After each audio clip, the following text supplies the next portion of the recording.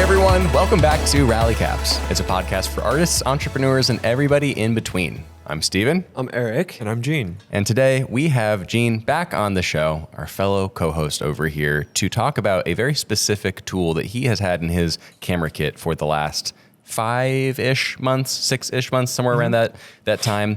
We're talking specifically about the Fujifilm GFX 100S, all of Gene's experience with that, and why it is the right tool for the very specific career trajectory that he has been planning for himself for the last 8 to 12 months. Before we get into that, thank you for being here. If you enjoy the show, been a part of the Rally Caps community for any period of time, we would love if you took a moment to subscribe to the YouTube channel, like the video. If you're on Spotify or Apple Podcasts, please leave us a rating and review over there. Really means the world to us. We're trying to increase our presence online, and we've been so touched by all of you who have been really making an effort to do that. Noticed a really substantial uptick in reviews on the show in particular, which is really encouraging.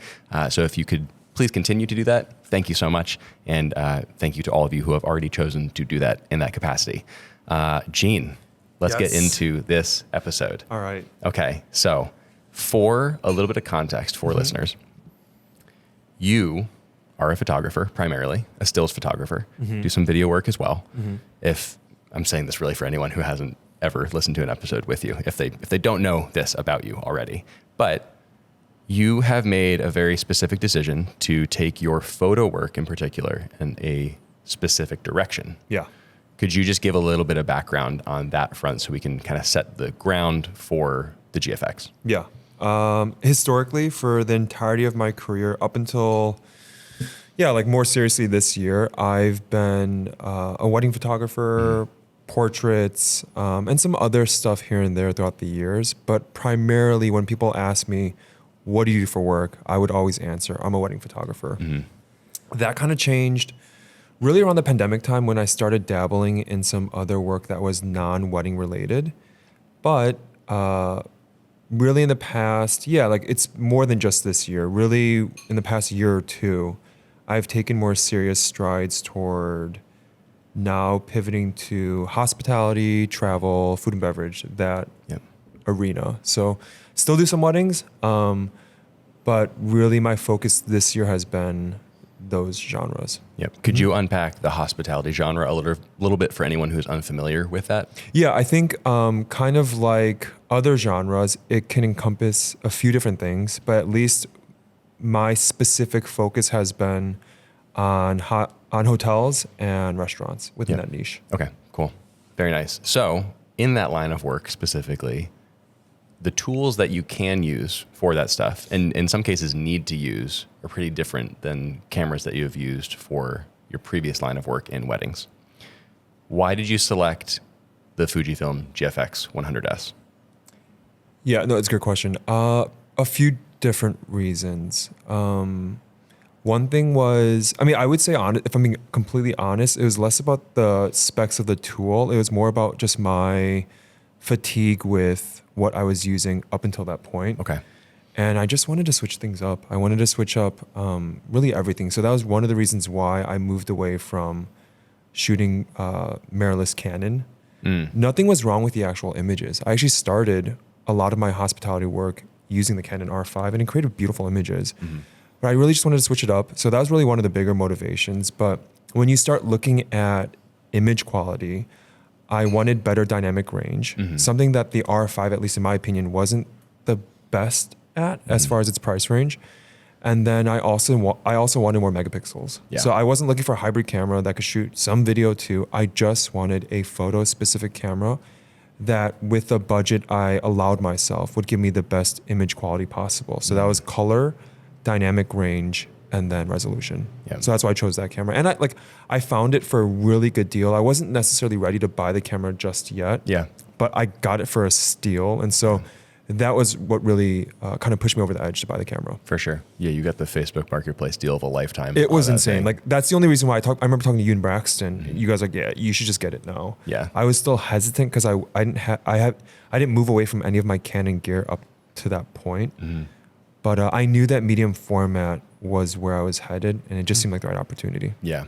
Want to unpack that a little bit more. But Eric and I wrapped up an episode about Canon, the R1 and the R5 Mark II, and a big topic within that episode was the idea of hybrid cameras. So it feels like kind of a nice refresher to talk about something that is in juxtaposition to that, where it is really a stills camera that you were looking for and what you needed for that work in particular. You have a Sony FX3 as well for any video work that you do, as well as a complementary, what is it, A7R4? Yeah. For that same line of hospitality. Yep. But the GFX is the workhorse.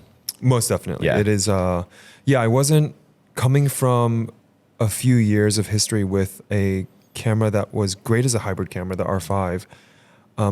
I just kind of like saw, after making YouTube videos for a while and dabbling in both photo and video, I just kind of saw where my career was headed, and I knew that it was going to be photo focused. And so that was the reason why too. I wasn't looking for a hybrid camera. There's nothing against hybrid cameras. Yeah. They're wonderful tools, but it was just the self-awareness of where I was headed and what I was trying to do. And I wanted the best image quality possible on the photo side. Yep.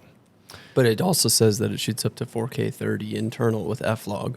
It does shoot video. And 12-bit RAW out. Yeah, I mean, a lot of cameras, if you look at their specs, mirrorless cameras shoot video too. I wouldn't argue though that the actual like dynamic range or the autofocus, for example, is wonderful to use or to grade with. So have you shot any video on the GFX? Has anyone? Yeah. Well, it's funny. Tyler's been messing with it on his 100S2. Yeah, and Josh Martin, actually, friend of the show, Josh Martin, Cine Dailies, he got a loaner of the GFX 102, which is I think the current flagship of their medium format line. And he loved it as a video camera. There are a lot of really impressive features, especially if you're kitting it out to feed to an external recorder. Yeah, 12-bit RAW is kind of crazy. Yeah, I mean, the GFX 102 is actually low-key like a powerful cinema camera if you rig it up correctly. Weird. Josh has a really cool video on his channel about that. Yeah. But the images out of it were, gorgeous. Like Fujinon lenses and everything. Yeah, he always like a super very involved rig. But expect nothing less from him. Oh yeah, no, he goes so hard on those rigs and he does such a good job of them. But the leveraging a medium format sensor in that sense is really cool. Yeah. I had one more question before we move on to your next. Yeah. Do you feel like now dabbling in a bunch of different camera brands and different mediums within the world of photography makes you just a way more robust and better photographer? Do you feel like it changes your psychology, changes your mentality, and how you approach like who you are as a photographer and how you're defined as one? I feel not my identity per se. I do feel as though this has been the most active my brain has been there, like the most stimulated with cameras in general, knowing that with Canon, shooting it for 10 years, it was like plug and play. I could just kind of like mindlessly shoot and get honestly great images out of it. But as I'm shooting Sony, Fuji, some like crop sensor now, the Ricoh, I'm so much more conscious of like my exposure settings, for example, and understanding that certain cameras just perform better in certain scenarios. So it's required me to pay a little more attention again, something that I haven't been doing for years. And in that regard, like it's been fun to not be so lazy about my work and be a little more intentional with the tool that's in my hands, and also like switching it up. Something I've really been enjoying lately is shooting crop sensor cameras and still delivering them for clients because they still perform great as long as you understand exposure and composition. So it's my identity as a photographer is no longer, I think, linked to the brand that I'm shooting with, more about just the body of work that I'm shooting. And that's something that I definitely wanted moving forward. Yeah. That's a cool revelation to have, like finding that consistency regardless of the tool that you're using. Editing's been the challenge. Like I will say too, there was a learning curve with editing Sony photos or in conjunction with GFX or just in general? Kind of in general. I think not just in conjunction with the GFX, which is what I'm currently doing. I plan on still doing, but especially away from Canon colors and just my editing workflow with Canon, everything has been different. So, and even in that too, it's been nice to pay more attention in the Lightroom and Photoshop and just be a little more conscious of what I'm doing with all those sliders. Whereas before I can just kind of like, again, mindlessly edit and it was easy. Yep. Yeah, that's really interesting. I know on the editing front, a pretty big selling point of the GFX system and similar medium format digital systems like Hasselblad provides is the option to shoot with 16-bit color for your stills. 14-bit seems to be pretty standard for other cameras like the R5, for example, 14-bit stills. Have you noticed a difference in editing when it comes to color and dynamic range, the jump from 14 to 16-bit, and how has been the 16-bit files? Yeah, I would say for sure there's difference. Outside of white balance, where even Sony has like everyone's color science in that regard is a little different, but I've really enjoyed the Fuji colors, especially straight out camera. They are, in my opinion, noticeably different from Canon. Canon, I feel like does have the images a little more saturated, but I feel like with Fuji, because of the 16-bit, with that flat profile, there's a little more wiggle room to adjust things. And then the dynamic range is like noticeably better too. Yeah. Wonder how much that is dependent on 16-bit versus medium format, or like a combination of both of those things too, because the image sensor is, even though it's not a true like film medium format, it is still noticeably larger than a full frame sensor. So getting all the information must be really nice to play around with for the type of work that you're shooting. Yeah, something like the reason why I wanted medium format from like an image quality perspective was because I knew that my body of work up until when I bought it and then moving forward would require me to shoot in a lot of mixed lighting, a lot of interiors facing windows. So I knew that no matter what, I needed cameras that would have stellar dynamic range, especially when I couldn't manipulate the light inside to balance out the exposure. So I knew that like moving forward, no matter what, that was one of the draws for me with medium format was that dynamic range, and knowing that I would be faced with a lot of situations where the lighting wouldn't be ideal, but I would have to kind of finesse it in post. For sure. Sure, just so much better than the Ricoh GNR too. The Ricoh, surprisingly, pretty booty yet. It's not great. Yeah, the dynamic range is not great in the Ricoh R2. Yes.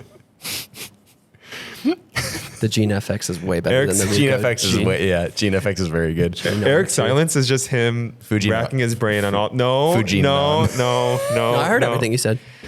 Mixed lighting, windows, dynamic range. Yeah. I was listening to. All things are important. Yeah. Yes. So editing has been nice. Yeah. You've enjoyed that post experience with the GFX.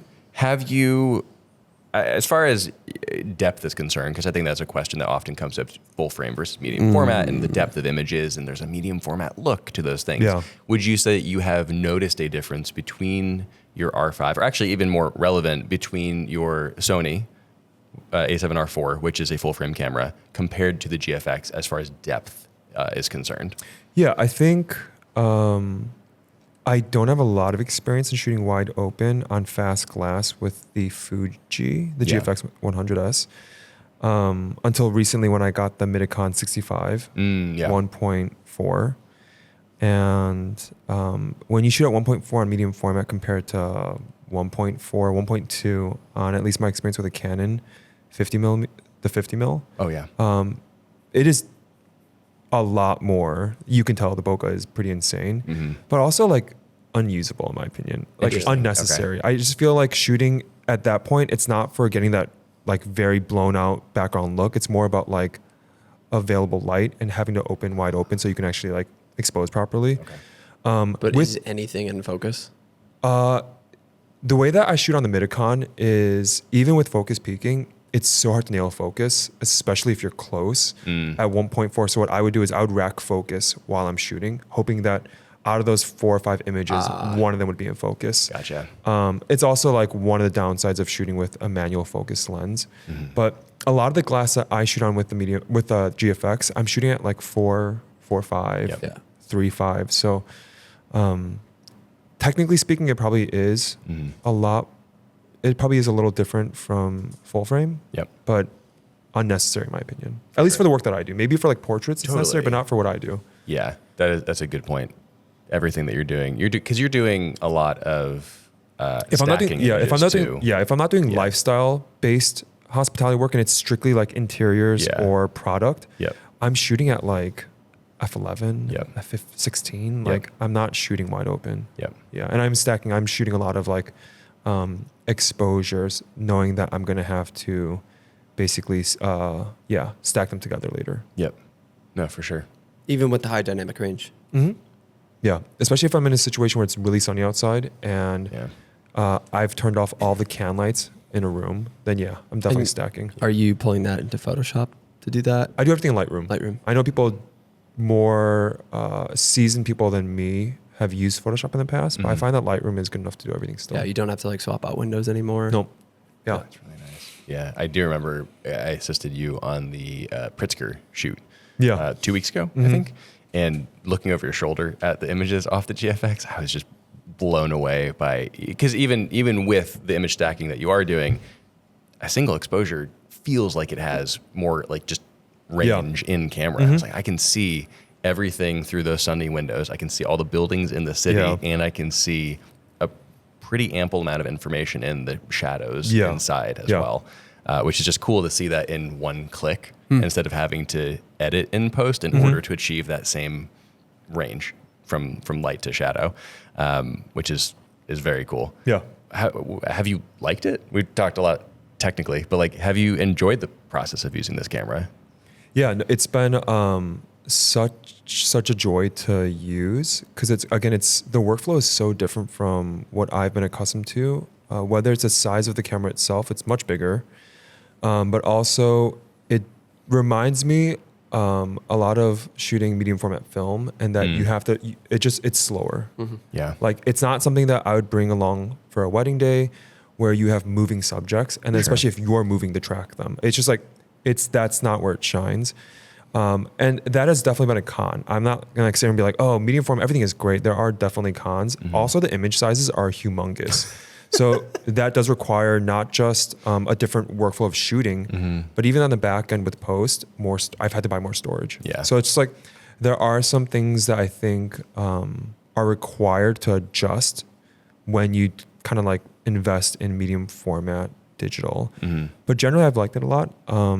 I do find that when I shoot lifestyle stuff, which I still do, whether it's non-hospitality focused or within hospitality, it's not the best tool for that. That's why I've been looking for either a faster lens that's not manual focus, or kind of upgrading my current kit with my A7R4, which I've done recently by getting the 50mm that you suggested. Yeah. So now all of a sudden, even shooting that, I'm like, this feels comfortable again. I'm familiar with this from the R5. It's fast, great images. I'm so familiar with that specific composition. So that's been a great tool this week on another job I was on to kind of like accompany the GFX. But yeah, generally speaking, like for why I bought it, it's been an incredible tool. Yeah. And to reiterate for anyone who's not familiar with the camera, in case you've gotten this far without knowing what this camera is, this is a 102 megapixel camera. So when she was talking about file sizes, they are as chunky as can be. There are very few cameras that have more resolution than that. So I can only imagine what post has looked like for you, even just in the, I'm sure exporting process too is different. The ingest time, everything I imagine would just be slower considering it is twice as large as what you were used to on the R5 and still larger than the 61 megapixel sensor on the A7R4. But you're probably shooting a lot less images. A lot less volume now. Yeah. So it does help, but like transfer times, export times, everything is much slower. Upload, everything. It's all slower. Looking at the business side of this, we talked in a previous episode about how you did a lot of cold emailing and cold DMing in the process of breaking into this new niche. What's the update on that? Like, what do you felt like was the hit rate in doing that? Do you felt like that was a worthwhile endeavor? And how has that played out? Yeah, it's still in motion. Like nothing has been like solidified, or I don't feel like in any way I've finally completed that season of cold calling or cold emailing. Definitely a necessary season, and I will probably find myself again in a very similar season as I try to broaden my net of my network. But I'm not currently doing what I was doing a few months ago, as far as like reaching out daily to as many people as I could, to brands, to hotels, to agencies. The cool thing has been, now that I've gotten a few opportunities, whether some of them have been commissioned or for trade, I'm booking work I'm seeing the results of that hard work of reaching out. And I'm also seeing work coming in now from referrals because I've started sharing that type of work. I've had past clients who I have actually a past bride who I was going back and forth with last week when we were in New York. Yeah. And she works for a design firm that works specifically in hospitality. She's like, are you interested in this work? I've been seeing you kind of share new work. And I was like, yes. She's like, great, Yes, I'll get you connected. And so I'm starting to see a lot of that type of, those type of emails come in or DMs saying, hey, like you look like you've switched your kind of work. Like, would you be interested in this job? So I think it's a culmination of like the work I did with cold emailing and everything, still doing exchange work where I'm not getting paid, but really the way I'm looking at this season, at least this summer, is just building the portfolio. Yeah. I know that just like weddings or any other niche, it takes time. Mm-hmm. It takes time to build the foundation. But when I look at my Instagram, when I look at my portfolio now, it's far different from where it was 4 years ago. 4 months ago. So I think the hard work is paying off. I still don't feel like I've figured anything out. I still feel like very much I'm still in the trenches trying to like sort through what's next. But I am beginning to see some of the dividends pay off from the past few months. Yeah. It's great. That's awesome. We did your solo episode, I think it was back in April, I want to say. So for you to see progress in that short amount of time, I think is really encouraging, I'm sure. It speaks to all the work you have done and how good of work you've done in the past, because those connections are everything in the new season of growth. Because as you continue to take free jobs, opportunities to shoot in this niche more, work for a trade, and you get it as a portfolio and posted online, all of those people that you have great connections with already who are connected to the thing you want to do are going to help you in that process so much. Yeah. Like those personal connections are almost seem to be the most valuable ones at the end of the day, where people are like, oh, well, here's the work he did for me in the past, and he's going into this niche now and look at the beautiful portfolio already, and he's a phenomenal person to work with, all highly valuable. Yeah, it's it reminds me a lot of my wedding photography career. It takes a bit of getting some wins, definitely getting a lot of losses, and where you just feel defeated or deflated with like traction. But when I fast forward looking at my wedding career like 7-8 years later, I'm like, man, the hard work paid off, but the hard work was definitely necessary, and the hard work didn't feel great either at times. And I feel very similarly, a little different though, in that it doesn't feel nearly as hard as it did with weddings, probably because I'm more seasoned as a business person and photographer, but I'm seeing some of the wins. And the great thing with this type of work, unlike weddings, is I'm not trying to generate 30 new clients every year. Yeah. I'm really trying to get some retainer clients and then start doing spec work forever and then onboard new clients throughout the year. Yeah. That's it though. So I'm not trying to like work with 20 different brands every year. And that's kind of been like mentally knowing that has brought some comfort to knowing that like I don't have to every single year onboard 30 to 50 new clients. I can just do a good job and then hopefully keep working with people. Yeah. That's a really interesting point on the wedding front. When you talk about it in plain terms like that, like that is so many meetings, such a high volume, so many first conversations, so many relationships that are also all so emotional because it's someone's wedding day. And that's every single year, it's a different batch of 30 to 50 people. Even just first call where you're not guaranteed the job. No. Then you got to take those calls. Yeah. You're definitely doing more than that 30 to 50 calls. What do you feel like your hit rate was for cold emails? Like most people just ghost you, yeah? I think when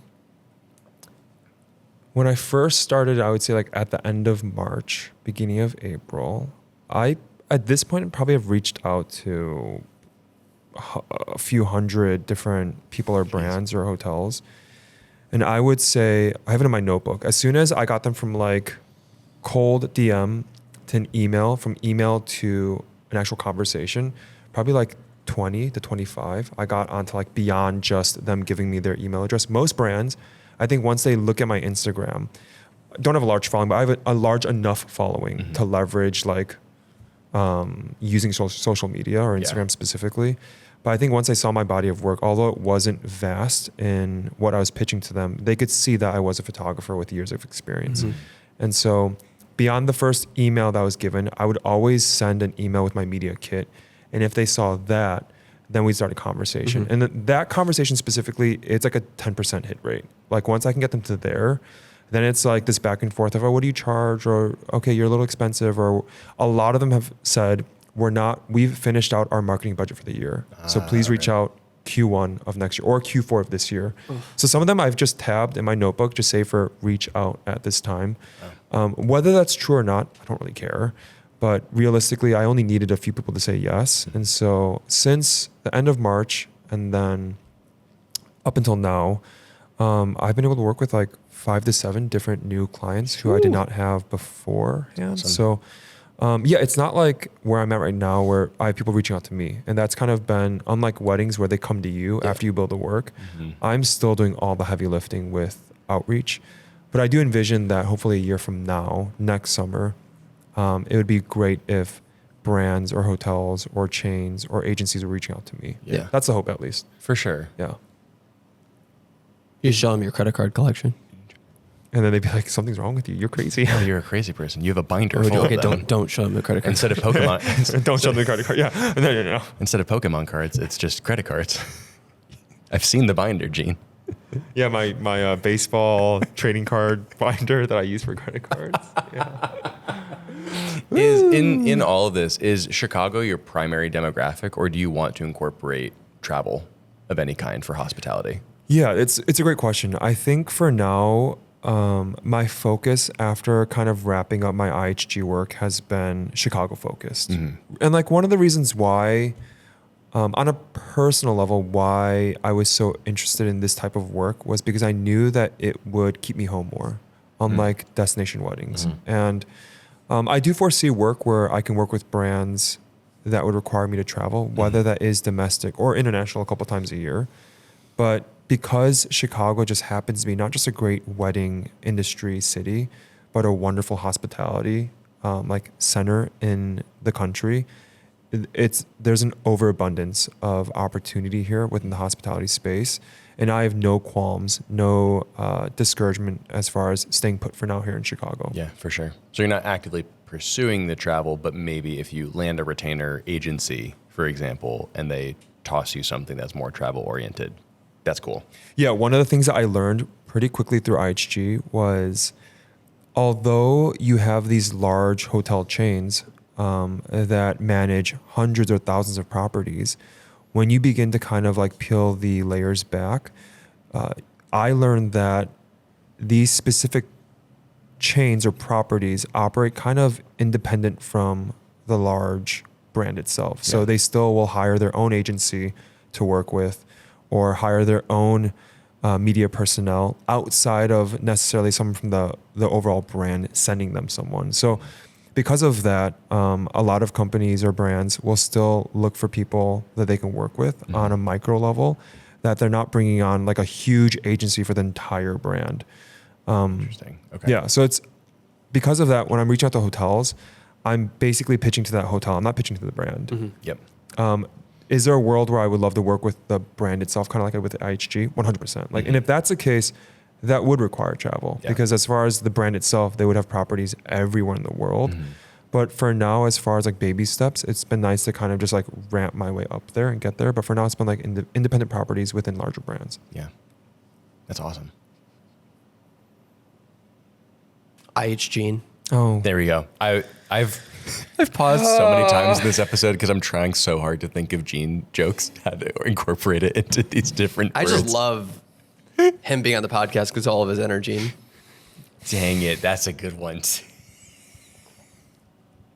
Where's your shirt say? Any Gene puns there? No, I don't think so. Anyway, back to the camera itself. yeah. One thing The GFX, yes. Yeah, exactly. Yeah. The Yeah. GFX. Yes, You yes, said yes, it. There yes, we go. I know you've been waiting, so yeah. I'll contribute. I'll be a you. team player. Fujifilm. Fujifilm GFX.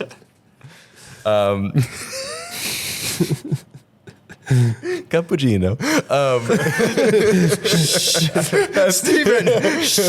It's just a joke that we made, Gene. It's nothing else. That's just a joke we made on an episode a long time ago. I don't know what you're shushing about. There's no other thing out there with cappuccino. What I forgot to ask this earlier. What lenses are you currently using with your system, and what do you envision yourself using long term, focal length wise, with the GFX? Currently, I have the 32 to 64 f4 incredible lens, and I also have the 50 3.5. And so when you translate those to full frame, they're a little wider. Yeah. And then most recently the Midicon 65, which is like the closest to a 50 millimeter on full frame. And that one I'm currently looking to offload. It's such a beautiful lens. So if anyone wants to buy it, let me know. But I'm learning that with my style of shooting, at least, where not everything is on sticks, it's just too difficult to nail focus for lifestyle where there's moving subjects. And so for me, at least with my workflow, I thought it'd be a great fit because I'm so used to manual focusing for film. But it's not ideal for me, at least. So looking to offload that. And then as far as potential lenses, now that I have the 50 1.4 for Sony, I think for this year, I'm kind of done with changing my kit. Okay. If anything, I will just keep deducting from my existing kit, whether it's offloading like one of the crop sensor cameras or whatever, but I don't think I'm going to buy any new lenses for the rest of the year. I think the 50 millimeter for Sony satisfies the thing I'm actually hoping to get someday for the GFX. The closest equivalent would be the 55 1.7. Very expensive lens and also not the fastest. So I go back and forth. I almost bought that lens instead of the 50 for the Sony, but for now I'm just going to wait and see kind of what they do and if other third-party brands will begin making stuff for the GFX. But those are the lenses I currently have. Interesting. Are there no other auto-focusing lenses available from third parties for the GFX? Is it not to my understanding? Okay, it's all first-party stuff for autofocus at least. That's interesting. Yeah, the other lens I brought up to you, I asked about was the 80 millimeter, which would be close to like a 60 something. So 1.7? It's 1.7 as well. Yeah. I have someone I know who does this type of work who loves that lens. Yeah. But I still think it's a little too tight for my style of shooting. So for now, I think I'm set. Who knows how things will change or shake out next year. But I'm really happy with the existing setup. That's awesome. Do you remember what lenses Sam has for his GFX system? Yeah, he has the 32-64. He has the 135 equivalent. 130. He has a longer lens for it as well. Okay. The 110? It might be that. Maybe it's the 110. He has. I just remember he has a longer. He talked about it recently. A longer lens. Okay. And then I don't think he uses any primes that would be less than 100 in my understanding. Okay. I mean, that 32-64 covers a lot of ground. It's great. Honestly, like that's been the workhorse for me in this season. I love the tininess of the 50. It's honestly great. But there's something about the way that the glass renders through the 32-64. It's just beautiful. Yeah. That is one of their more premium lenses, right? I think so. It's definitely one of the more affordable zoom lenses. They also have a 20-35 that Kyler has that is expensive. That's wide. But all of my glass I got for honestly a steal. So yeah. Well done, you. Thank you. And you're trying to get rid of the Midicon. Yeah, so if anyone wants to buy that lens. It's a great lens. It's just not for my shooting style. And it's heavy. Yeah. You lugged it all around New York City this past weekend. In my tote. Not on a camera body, just in a box. Your camera tote. Yeah. Definitely padded, nice shoulder straps. Yeah, of course. For sure. Yeah. Is medium format digital something you ever see yourself getting into? Probably not, because I don't see myself getting into more photo work. Like I don't really desire to get into any kind of commercial photo work. And if I had a job like that, I would just probably rent something to fit that need. I just don't see myself. I mean, it looks like a lot of fun. Like actually love the images that come out of those cameras. But maybe in a different season when I'm like feeling very different about photography. Yeah, for sure. I'm way more interested in like a Pentax 6.7 and okay, so 6x7. Yeah. Okay. What's the largest medium format format you have right now? Mamiya. 645. Okay. Yeah. Yep. 6x6. Oh yeah. Oh my gosh, Nolas DM'd me yesterday. Yeah. He's like, any update on that Hasselblad? I said in all caps, I said, just be happy I see a at the M6. And he just responded with crying, laughing emoji. Yeah, so you have a 6x6. He's not going to let you live that. Yeah, he won't let that go. I haven't shot that Hassie in a year and a half, 2 years. 2 years. That breaks my heart. The shutter on that is one of the best Oh, it's shutter sounds phenomenal. Yeah, it's ever. a great It's camera. the glass is incredible too. That's such a good I camera. love the images I've made with this. Yeah. So good. The dial's like busted though.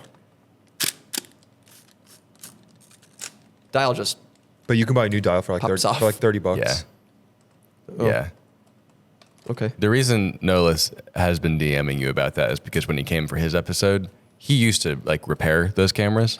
And he like fiddled around with it for a little bit. He was like, I know everything that's wrong. And He knew it's- everything. He took this off, like He, everything. he was able to disassemble the entire thing. He took the prism off? Everything. Dude, everything. It's not. He he's fully like, disassembled He's like, it. this is a very fixable camera. And you know why he was able to do that? I was right about this because you needed a dark slide Yes. to take the back off. That's why you need. Yeah. Yeah. And so he had his 500 with him. So he took the dark slide out of his, put it in that, and then was able to take the He entire took thing everything apart, yeah. So nothing's actually broken. He said the prism's a little finicky, but it's not as if it's like stuck on there or anything. It dark really slide, came down to the dark and then slide. he looked this up too. It's like $30. Yeah.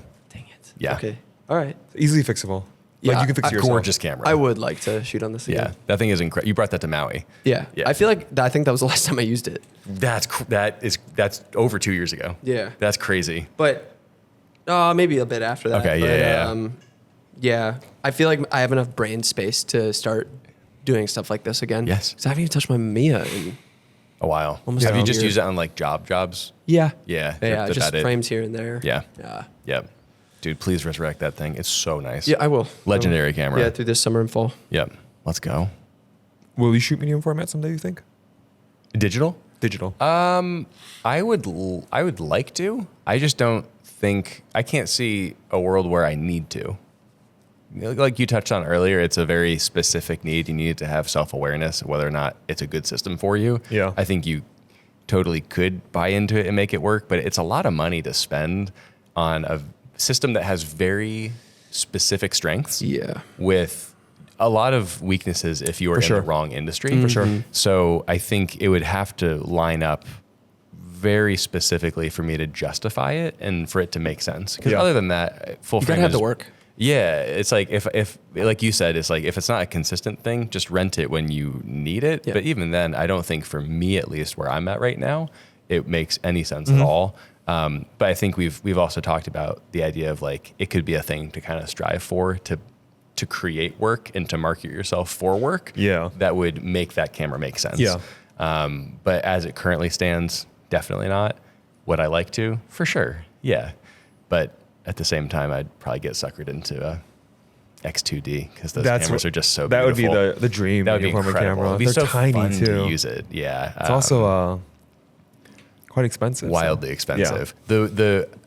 I don't think I'll ever be in a position to purchase one of those. But one thing that does appeal to me about that system specifically is because it is leaf shutter on all of their lenses. Yeah, and for that all the is flash really stuff. nice for flash for Yeah. any strobe work, similar to the 500 CM as well, which is 6x6 film.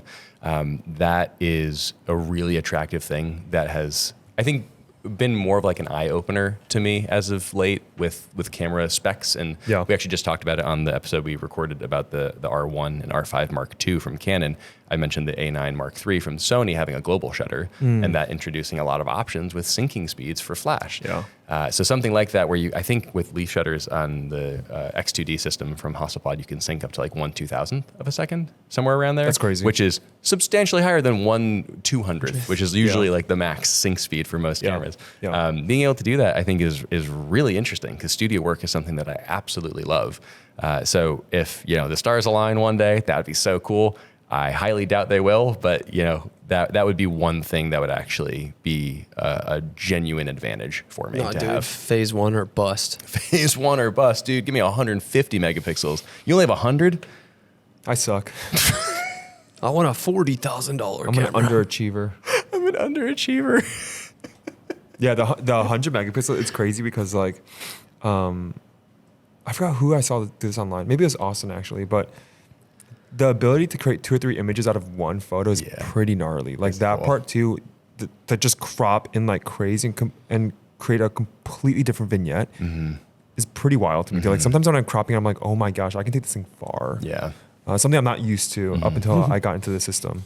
Did you guys see when Benj he had got Yes, the 907X of the from mountain. Hasselblad gifted for a video, and it That was crazy. mountain That was one, crazy. because that's another 100 megapixel sensor from Hasselblad, and so he shared the one image on Instagram and then you swiped over and you saw the crop lines in Lightroom of how far in it was punched into the image. It was insane. It was nuts. It was insane how far he was able to get in there, which is really cool if you are in a position where you need something like that. Yeah. You know, being able to, for maybe editorial work in particular, being able to take one image and repurpose it that many different times is interesting. And I'm sure for agencies or larger companies, it does become an attractive quality to have. So yeah, we can always hope, but it's really cool that you're enjoying it right now as it is. Last question, as far as the GFX is concerned, do you see yourself ever needing a second one? Because we come from a background in weddings where it's very assumed that you'd have two identical camera bodies just to make sure if one goes down, you have something else to shoot with. Would you ever see yourself like needing a second digital medium format, or do you feel like the Sony high megapixel body is a perfectly fine B cam? Yeah, I don't think I need one. Just like you guys are saying too, if I needed one, I would just rent it. Yeah. I think it'd be completely unnecessary to own two medium format cameras. Yeah. And it's dual card slots. So and the Sony too, and it has plenty of megapixels as well as far as like what I needed to have to accompany the GFX. But like I touched on earlier too, I'm kind of tinkering with the idea of like blending in crop sensor work too. Yeah. Things that have like 16, 18 megapixel. And for client-facing social media deliverables, they can't tell. And like with my years of experience editing and finessing images, like they look. If I post it online, maybe pixel peepers can find like the differences. But if I put GFX next to like the X100V, I have a hard time believing that people like actually distinguish the difference. So like in that regard, no. I think my kit's fully like built out for whatever my work is currently, and then whatever in the next 5 or 10 years hold. Yeah. But yeah, like knowing myself too, I wouldn't buy a camera like that, a second one, just to like keep it in my kit just in case. For sure. Yeah. Yeah. That makes sense. I feel like for that work too, where it is a deeper depth of the field, like it is pretty hard to distinguish the difference between, I think so. F8 on the X100V versus F8 on the GFX. People can say whatever they want to say, but I'm like, I don't think you can tell. Yeah. I can't. I'm editing and I can't really tell sometimes. Yeah. Yeah. No, for sure. And then you add social media and small cell phone screens into the Exactly. equation. It's Exactly. Like there's actual use no case. way. Yeah. Yeah. But no one buys a camera like that for social media. They buy it for the client that they are delivering it to. Yeah, for sure. Yeah. Sweet. That felt good. Very good. Good job. I'm happy you're like getting traction on all of this too. Like you put in, we have seen behind the scenes, and we mentioned it on the show before too. But like Eric mentioned earlier, and like you said, like it's been a lot of contact for you, a lot of DMs, a lot of emails. Like you've put in so much work into it, and it is really cool to now, when this was not the case a few months ago, just like open Instagram and see that you're in the middle of a multi-day shoot with a hotel in Chicago. For that to just begin happening, and for every one of those jobs too to signify more portfolio work and more images to pitch and to build out your new brand more and more and more is really exciting. Yeah, I'm very grateful and thankful for the opportunities I've had so far. And I don't think I would have done this 4 or 5 years ago. I think like whether I didn't have enough thick skin then or whatever, like the timing of it too, it is what it is. So sometimes I tell myself, man, I wish I started this like 5 years ago, but I didn't. And I'm starting it now. And so like, I just have to always remind myself, it's better to start somewhere, even if I feel like I'm late to the game, knowing that I'm still starting ahead of someone who is having the same thought I am just 5 years from now. And so, yeah, in that regard, like I'm so happy with how things have panned out. And it's only been, I tell myself like objectively 4 months of doing this, like seriously. So in 4 months, I have 0 complaints. Very thankful. Yeah. Heck yeah. If you had to, on a scale of 1 to 5 stars, what would your review of the Fujifilm GFX 100S be? Well, that camera doesn't exist. So the GFX 100S, 1 to 10. 1 to 10. 1 to 10. Hey, how about 1 to 3? Is that anything? 1 to 3? 1 to 3.7? 1 to No, 1.7? 1 to 100. 1 to 100? 1 to 102 megapixels. 1 to 100S. For me, I'm biased because I own it, but it's a 10 out of 10 for me. Dude, like on a scale of 1 to 100? Dang. Oh, It's 10 out of 10, times man. 10 plus 2, 102. Plus 2. And like for me, it's been the perfect camera. Cool. It's been not because of the specs or what it lacks, but because it got me so excited about photography again. Like it's the tool It's great. that has got me so excited. Very similar to film photography when I got more serious with that. It's been a tool that I've just enjoyed so much, like picking up and using, and never been like, oh my gosh, I gotta pick up this camera again. At least for now. Yeah. And I recognize I'm most definitely in like the honeymoon phase of with this camera and medium format, but so far, like 4 or 5 months in, I have like loved the camera. It's been great. Awesome. Sick. Do you want to sign us off, Gene? Please. Yes. No. Yes. No. You haven't been here in a while. Can you sign us off? Where can? I'm just gonna sit here and then you go. Okay. No, that's super cool. Okay. I love that. Now let's see how long we can make that silence last. You can review us on Apple Podcasts, Spotify, wherever you listen to your podcast. I'm sure there's a review spot. But if you are on YouTube, it always helps if you are subscribed, liking the video, and leaving a comment about your thoughts on the Fuji GFX 100S. If you like medium format, if you think it's your vibe or what it should be used for, would love all that discussion down below. We can interject with our ideas. No, I don't know. We just talked about a lot of our ideas about it. Anyway, thank you so much for listening. We will catch you in the next episode of Rally Caps. See you next week. Peace out.